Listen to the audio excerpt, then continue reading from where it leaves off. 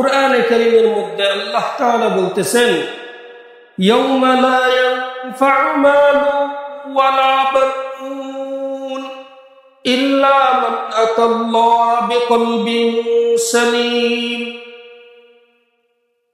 তোমার বাহ্যিক দৃষ্টিতে দুনিয়ার মধ্যে তোমার যে অর্থ সম্পদ আছে, তোমার যে সন্তান সন্ততি আছে, তোমার যে আত্মীয় স্বজন আছে, কোনো কিছুই আমার কাছে পৌঁছায় না যখন তোমার দুইটা চোখ বন্ধ হবে, যখন তোমার ওই কবরের ডাকটা চলে আসবে, যখন তোমার চোখের সামনে আজরাইল চলে আসবে। তুমি পানিতে পড়ে মারা গেছো না আগুনে পুড়ে মারা গেছো, অ্যাক্সিডেন্ট করে মারা গেছো না স্ট্রোক করে মারা গেছো, তুমি অসুস্থ হয়ে মারা গেছো না সুস্থ থাকা অবস্থায় মারা গেছো, কোনোটাই আমার দেখার প্রয়োজন নাই। আমার কাছে তুমি মারা যাওয়ার সময় তোমার কলবটা কেমন ছিল, কলবে সালিম ছিল কিনা, আমার কাছে শুধু এই একটা জিনিস পৌঁছে। মেরে হায় দুস্থ বুজুর্গ, মৃত্যু আমাদের কখন চলে আসে, মৃত্যু আমাদের কখন চলে আসে আমরা জানি না। আমরা জীবিত থাকার জন্য আমাদের রক্ত চলাচল করতে হয়, আমরা জীবিত থাকার জন্য আমাদের হার্টবিট থাকতে হয়, আমরা জীবিত থাকার জন্য আমাদের নিঃশ্বাস চলাচল করতে হয়, আমরা জীবিত থাকার জন্য আমাদের কিডনিগুলা কাজ করতে হয়, আমরা জীবিত থাকার জন্য আমাদের বায়ুপথ, আমার ইস্তেন্দার হাজতের যে পথগুলো আছে এই পথগুলা সচলভাবে চলতে হয়। আমরা জীবিত থাকতে হলে আমাদের পুরা জিসিমটা জীবিত থাকতে হয়।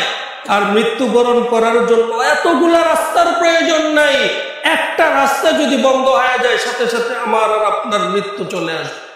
শুধু যদি নিঃশ্বাস বন্ধ হয় আপনার মৃত্যু হয়ে যাবে, শুধু রক্ত চলাচল বন্ধ হয়ে যায় আমাদের মৃত্যু হয়ে যাবে, যদি হার্ট ব্লক হয়ে যায় আমাদের মৃত্যু হয়ে যাবে, কিডনি কাজ করা বন্ধ করে দেয় আমাদের মৃত্যু হয়ে যাবে, আমাদের লিভারের মধ্যে সমস্যা হয় মৃত্যু হয়ে যাবে।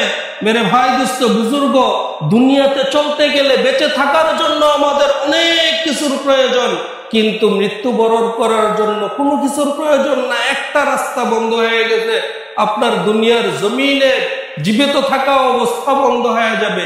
এজন্য আল্লাহ তাআলা আমাদেরকে শিখাইতেছেন, আল্লাহ তাআলা আমাদেরকে বলতেছেন, তোমার অর্থ সম্পদ সারাদিন যা তুমি কামাই রোজগার করতেছো, তোমার সন্তান সন্ততি যাদের পিছনে সারাদিন তুমি ব্যয় করতেছো, কোনোটাই আমার কাছে পৌঁছাইবে না।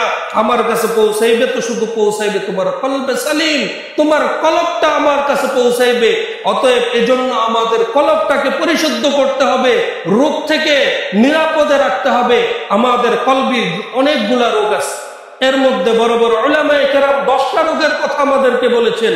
আমাদের কলবের একটা রোগ, আমাদের কলবের একটা রোগ রিয়া, অহংকার। আমাদের কলবের একটা রোগ অহংকার। আল্লাহর হাবিব সাল্লাল্লাহু আলাইহি ওয়াসাল্লাম হাদিসের মধ্যে বলেছেন, যার কলবের মধ্যে যারা পরিমাণ অহংকার থাকবে সে কখনো জান্নাতে পৌঁছাইতে পারবে না। কলবটাকে 10টা রোগ থেকে পরিশুদ্ধ করার কথা বলা হয়েছে, এর মধ্যে একটা রোগ হচ্ছে এই অহংকার, রিয়া। আল্লাহর হাবিব সাল্লাল্লাহু আলাইহি ওয়াসাল্লাম আমাদেরকে যাররার সাথে তুলনা দিয়ে বলেছেন যে যাররা পরিমাণ অহংকার যদি কলবের মধ্যে থাকে তারপরেও তুমি জান্নাতে যাইতে পারবা না। এই যাররা কতটুকু? আল্লাহর হাবিব যে যাররা শব্দটা বলেছেন, এই যাররা কতটুকু? মাঝে মাঝে বিকালবেলা বাহিরে চকের মধ্যে গেলে দেখা যায় একটা পোকা, ছোট্ট একটা পোকা বাতাসে উড়াউড়ি করে, মাঝে মাঝে আমাদের চোখে যায়, শরীরের মধ্যে বাড়ি লাগলে তখন বুঝতে পারি যে কিছু একটার বাড়ি লাগছে, মুখের মধ্যে বাড়ি লাগছে, বুঝতে পারি কোনো একটা কিছুর বাড়ি লাগছে, পোকার বাড়ি লাগছে। কিন্তু এটা অনেক সময় সচক্ষে দেখাও যায় না।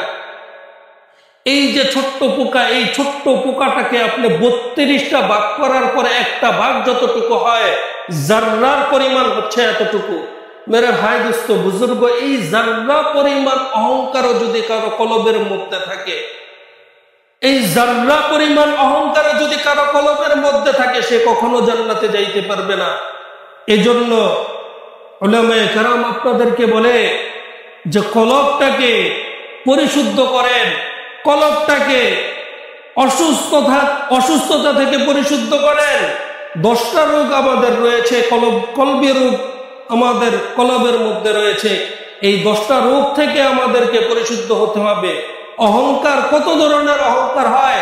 আমি নামাজ পড়ি, আরেক মুসলমান ভাই নামাজ পড়ে না, এটা যদি আমার ভিতরে অহংকার আসে, এই অহংকারটাও ঠিক না।